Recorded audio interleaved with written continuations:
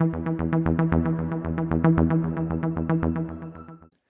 everybody, this is Perch. Of course, the Heroes Reborn story got a lot of attention because, of course, it is a '90s event. It's not necessarily the most beloved '90s event. It's one of those ones where I don't think people particularly liked it. It's not remembered terribly fondly, and its real claim to fame is it got some image creators, got Jim Lee, Rob Liefeld, and some others to basically come back to Marvel after they left very publicly to go found Image and then do this bit. So we're coming up on the what is it, the 25-year anniversary? Is that what that's where we're at? And so of course we need to get an omnibus out there, and we want to tie in some things. So there's a lot of questions about what all this stuff was.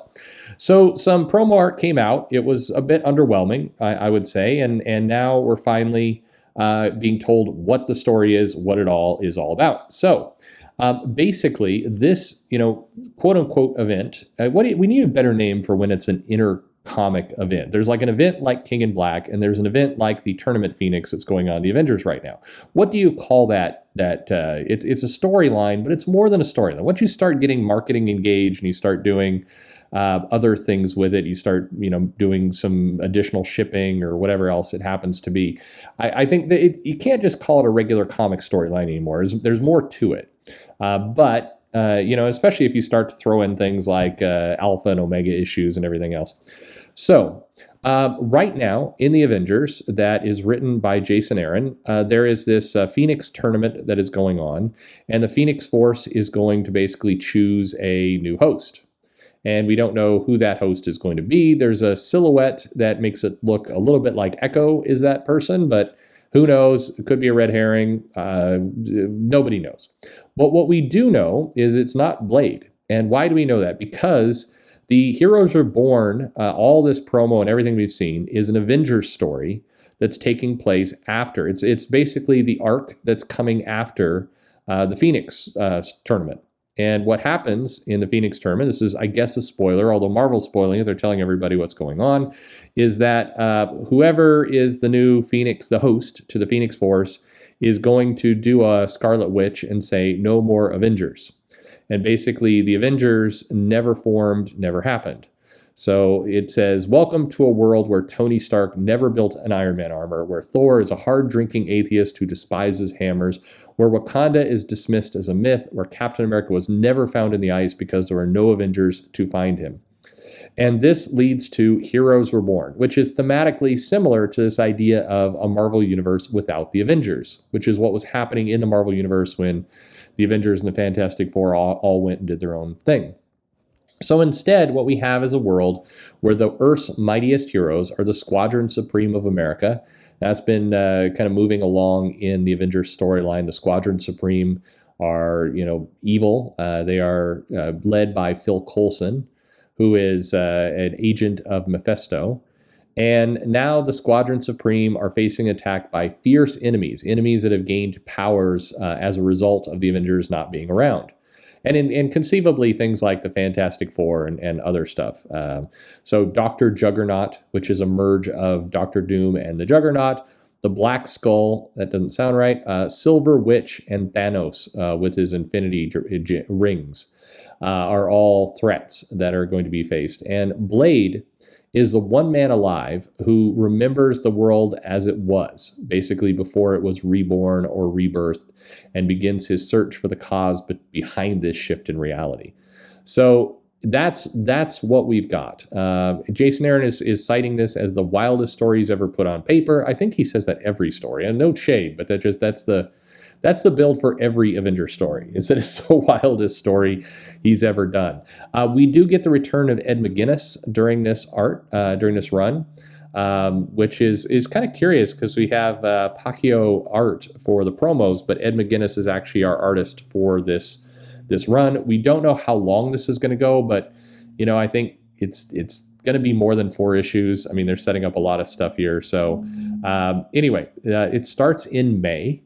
So as the Phoenix tournament kind of wraps up, you get this kind of weird in-between King in Black issue that features Blade, which now is clearly kind of the hook from one to the other. We will get into this new storyline. So, you know, as I said, it is the other piece that this solves for us is Tom Brevoort had said that a rebirth is coming. And it was unclear whether rebirth was the same thing as Heroes Reborn. We can now say it is. So as he said, it's only natural that after the Phoenix burns the world to ash, there should come a rebirth. And so Reborn is the next big step in the massive super story that Jason had been crafting in Avengers. Prepare to enter a different yet hauntingly familiar Marvel universe. The curious behind this, I mean, we're going into alternate reality land. That happens, of course. We don't know how much this is going on past the Avengers, if there's going to be more to it than that, if titles like Captain Marvel and Captain America and other things are being tied into it. What you do have is in April, you have Black Panther wrapping up. And I think in May, it feels like Captain America is also wrapping up.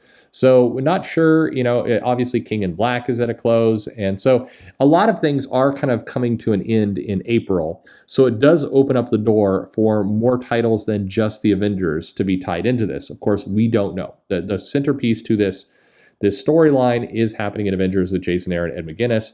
Don't know if it's going to tie in more books, but it would seem like there's definitely an opportunity to do that. And Marvel tends to not shy away from the opportunity to sell more books and tie things into other things. So that's kind of what we've got going on. It's an alternate reality. At some point, of course, the world gets restored to normal just in time for whatever event follows afterward. The ominous kind of line I get is Reborn is the next big step.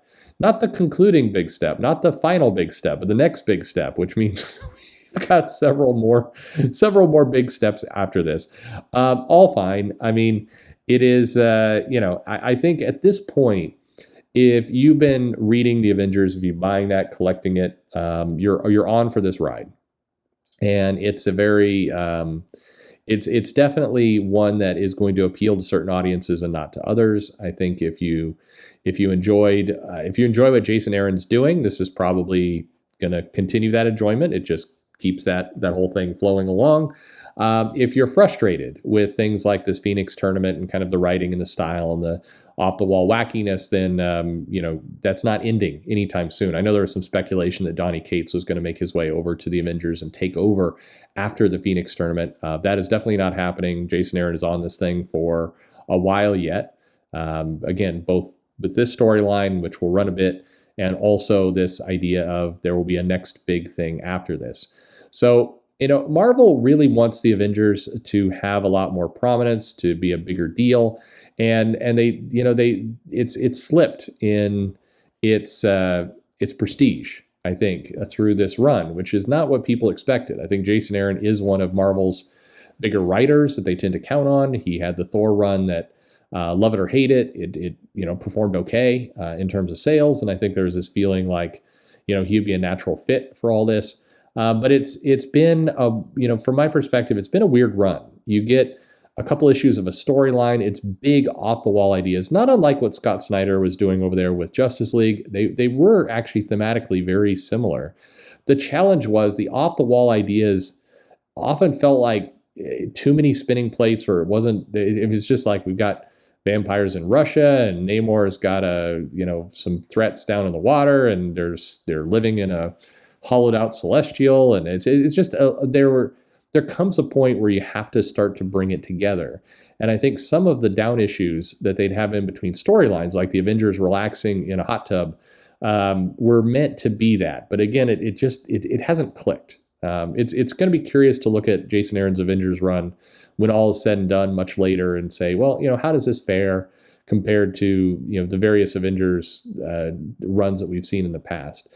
It feels like I don't know. There's just from my perspective, again, may not be yours. I'm curious in the comments if you've been enjoying this run or hating this run, what you think.